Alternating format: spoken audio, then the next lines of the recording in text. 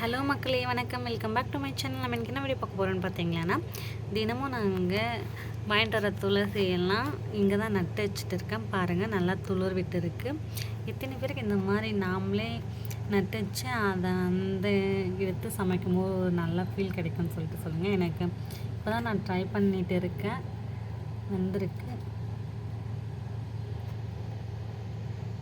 வேறு என்னென்ன செடி வைக்கலாம்னு சொல்லிட்டு கமெண்ட் பண்ணுங்கள்.